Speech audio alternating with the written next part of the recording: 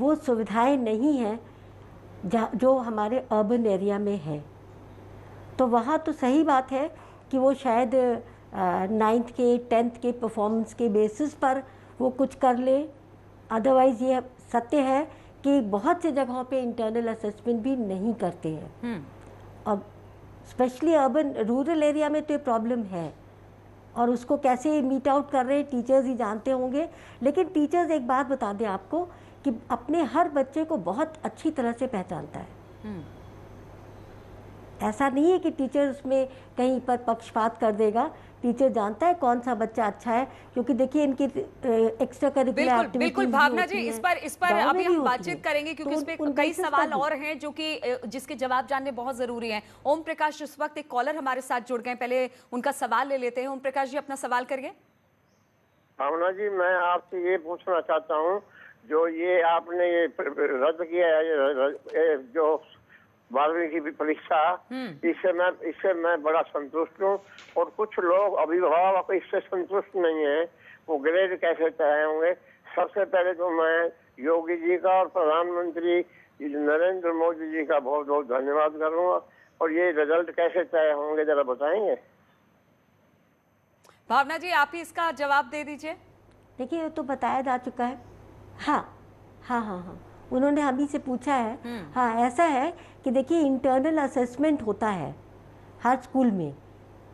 हम केवल गांव के बच्चों को छोड़ दें तो अब बात अलग है, लेकिन इंटरनल असेसमेंट के नाम पे वो चाहे खाना पूर्ति करते हैं, ठीक है। तो जो इंटरनल असेसमेंट है उसके बेसिस पे मार्क्स बोर्ड को जाएंगे, और बोर्ड उन मार्क्स के बेसिस पे रिजल्ट तैयार करेगा। बिल्कुल, और इसी तरह से फिर बच्चों के रिजल्ट आउट किए जाएंगे।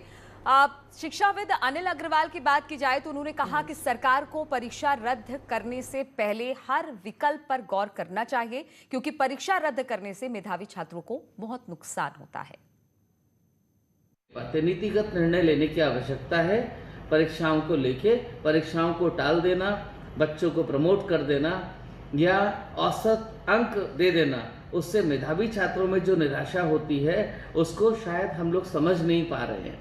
आज जब बच्चों को मार्क्स मिलेंगे और उसके बाद जब वो संतुष्ट नहीं होंगे, खास तौर से मेधावी छात्र, क्योंकि बाकी बच्चों को कोई फर्क नहीं पड़ता, लेकिन हर छात्र का एक सपना होता है, खास तौर से मेधावी छात्र का, कि वो अपने बोर्ड में टॉप करे, प्रदेश में देश में नंबर 1 पर आए।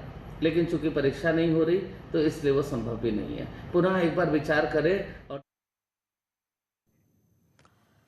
तो इनका कहना है कि बहुत सारे बच्चों को तो फर्क नहीं पड़ता, लेकिन जिन्होंने अच्छा अपना रिजल्ट किया है उनको बहुत ज्यादा इससे फर्क पड़ता है। मोनिका जी भी हमारे साथ जुड़ी हुई है। मोनिका जी, जिस तरह से अनिल जी को हम सुन रहे थे, उनका कहना था कि एग्जाम तो रद्द कर दिया गया, लेकिन उन बच्चों के लिए बहुत मायूसी है जिन्होंने बहुत मेहनत की थी और उनको लग रहा था कि कम से कम 98% नंबर तो आएंगे, तो उनके लिए ये बहुत अच्छा नहीं हुआ एग्जाम रद्द होना।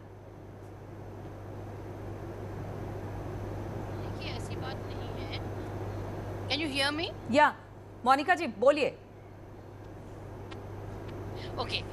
ओके, ऐसी बात नहीं है। देखिए, इतनी अनप्रेसिडेंट सिचुएशन में हम लोग हैं, इतना बड़ा ट्रॉमा बच्चों के मन में ये बीत रहा है।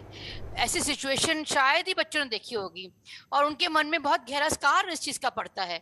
सबसे पहली बात, जैसे आपके और स्पीकर्स ने भी कहा कि एग्जामिनेशन रद्द हुए, ये बहुत रिलीफ है। +5 -5 मार्क्स अगर आते भी हैं तो it is not the end of the world. ये कोई आखिरी पड़ाव नहीं है बच्चों के लिए। जैसे प्रधानमंत्री जी ने कहा, जान है तो जहान है। हमने नीट की परीक्षा पिछले साल कराई, आप देखिए सेकेंड वेव आ गया। अगर हम ये एग्जाम्स करवाते, थर्ड वेव की भी आशंका है, क्या हम अपने बच्चों को इस रिस्क में दे सकते थे? पॉसिबल नहीं था। तो इसलिए एग्जाम रद्द करना ही एक सोल्यूशन था।